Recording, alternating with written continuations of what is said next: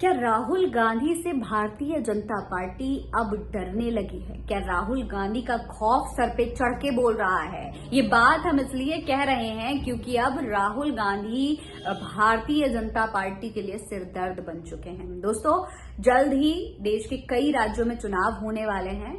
अगर बंगाल का देखें तो 2026 में चुनाव है, बिहार का तो इसी साल चुनाव होने वाला है विधानसभा को, और आगे चल करके 2027 में उत्तर प्रदेश में भी विधानसभा चुनाव होगा। लेकिन उससे पहले राहुल गांधी बहुत तगड़े फॉर्म में नजर आ रहे हैं। राहुल गांधी उसी फॉर्म में नजर आ रहे हैं जिसमें वो लोकसभा चुनाव से पहले थे। और ये जो राहुल गांधी का नया अंदाज है, ये कहीं ना कहीं भारतीय जनता पार्टी के लिए बहुत बड़ा सिरदर्द बन चुका है, क्योंकि जिस तरीके से लोकसभा चुनाव में राहुल की बदली इमेज ने भारतीय जनता पार्टी का पसीना छुड़ाया था, आज एक बार फिर से राहुल का ये वाला नया अंदाज भाजपा के लिए मुसीबत बनता हुआ दिखाई दे रहा है। सबसे पहले दोस्तों, आप इन तमाम तस्वीरों को देखिए। ये देखिए, ये पहली तस्वीर है।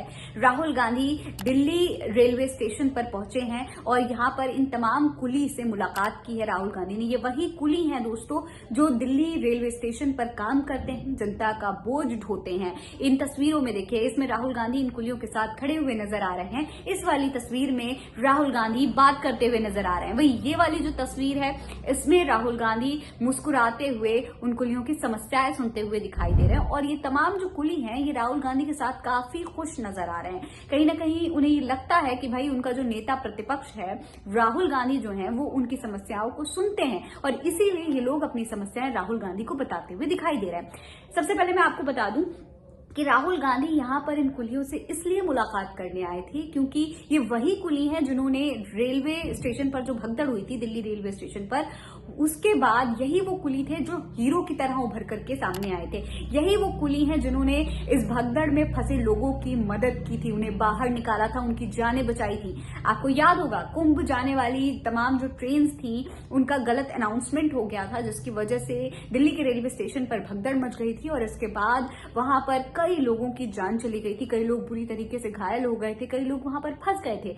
उस दौरान यही कुली थे, ये कुली थे जिन्होंने उन्हें वहां से बाहर निकाला था। कईयों की जो घायल थे उनको अस्पताल तक पहुंचाया था, लेकिन इनकी मदद करने वाला, इन्हें शाबाशी देने वाला कोई नहीं था। रेल मंत्री आए थे यहां पर रेलवे स्टेशन पर, लेकिन तब जब सारे हालात शांत हो चुके थे, जब स्थिति कंट्रोल में थी, तब रेल मंत्री यहां आए थे। इस वक्त जब यहाँ पर हालात बुरे थे, तब यही कुली थे जो लगातार एक हीरो की तरह जनता के बीच में थे। अब उन्हीं कुली को बधाई देने के लिए, शुक्रिया अदा करने के लिए, धन्यवाद देने के लिए खुद राहुल गांधी आए हैं। राहुल गांधी को इस बात का शायद एहसास था कि भाई जब इन्होंने मुसीबत के समय में जनता की मदद की, तो आज हमें आकर के इन्हें धन्यवाद जरूर बोलना चाहिए। जो काम प्रधानमंत्री नरेंद्र मोदी को करना चाहिए था, जो काम रेलवे मंत्री अश्विनी वैष्णव को करना चाहिए था, जो काम योगी आदित्यनाथ को करना चाहिए था, वो यहाँ पर आकर के राहुल गांधी, देश के नेता प्रतिपक्ष राहुल गांधी ने किया है। दोस्तों, अब मैं आपको बता दूं कि यही वजह है कि राहुल गांधी इस वक्त भारतीय जनता पार्टी के लिए मुसीबत हैं, क्योंकि राहुल वहां पहुंच जाते हैं जहां पर प्रधानमंत्री नरेंद्र मोदी नहीं पहुंचते।